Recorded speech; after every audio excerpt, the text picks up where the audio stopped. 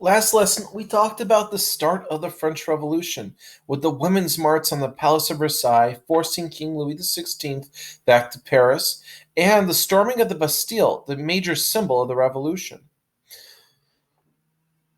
While the National Assembly was busy reconstructing the relationship between the state and the church, Louis XVI and his family attempted to flee France. Many of the French nobility had left the country since July 1789. Some of these émigrés, as they were known, had met with other European rulers and sought aid to fight against the revolution. Louis, who had been held prisoner in Paris since the mobs had forced him to leave Versailles, decided to try and join the émigrés. He and his family were caught, however, at the city of Varnes, which lay only miles from the Austrian border. This attempt to escape further discredited Louis in the eyes of the public. Other European rulers viewed events in France with dismay. They not only feared the possibility that the situation in France could undermine stability in Europe as a whole, but that the revolutionary fervor there could possibly even spread to other countries. One result of this was the Declaration of Pillnitz, in which the monarchs of Austria and Prussia stated their willingness to intervene in France under certain circumstances, mainly to protect the French royal family.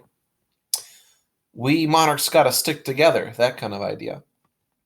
Most people in France saw the Declaration of Pillnitz as an affront to their nation's sovereignty, and several clamored for the government to declare war on Austria, which they viewed as their primary threat.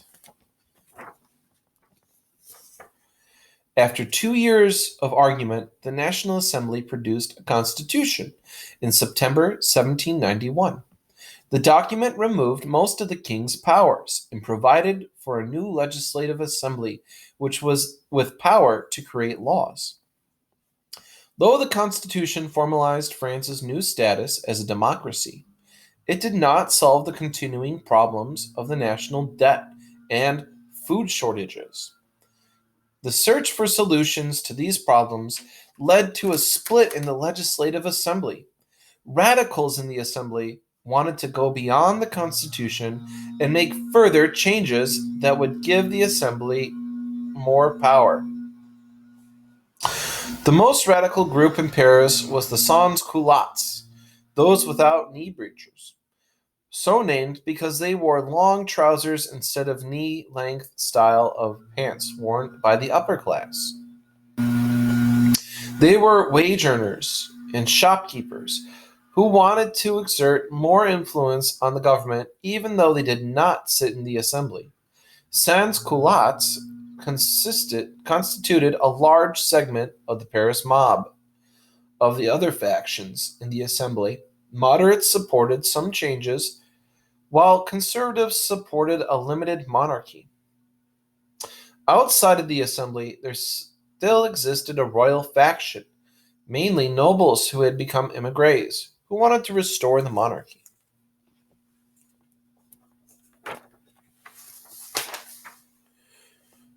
The painting in this slide is an allegorical depiction of the 1791 Constitution. The women on the pedestal represents the Constitution. The soldiers at the left represent the National Guard, and the other people represent the citizens of France.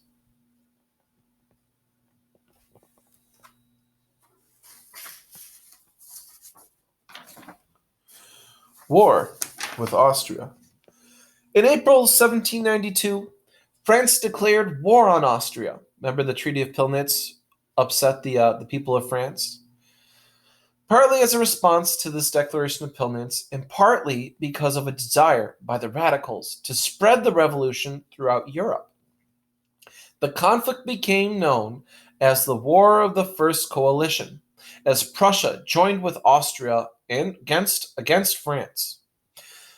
The wartime atmosphere in France would eventually influence the revolution and spill into the streets of Paris when mobs attacked the royal family again in August, fearful that a coalition victory could restore Louise to power. By early 1793, Austria and Prussia had been joined by Great Britain, Holland, and Spain. With the war at this time going badly for France, the National Convention decided to institute a draft called the Levée en Masse. It involved conscription of all able bodied men between 18 and 25 into the army. The army grew to 800,000 people by 1794. The Levée en Masse represented the first mass draft of soldiers on the European continent. During 1793 to 94, France focused on defending itself against invasion. In the following year, French troops went on the offensive and occupied the Low Countries, the Rhineland, Switzerland, and parts of Spain. The treaties of Basel in 1795 ended the war with Prussia and Spain. In 1796, French armies, commanded by a young officer named Napoleon Bonaparte, invaded Italy, won a series of battles against Austrian troops, and occupied strategic areas. The victories in Italy forced Austria to make peace with France, and the War of the First Coalition ended in 1797. Now, this isn't the end of the Napoleonic Wars, but so far so good for France. Here are some discussion questions to answer on Google Form.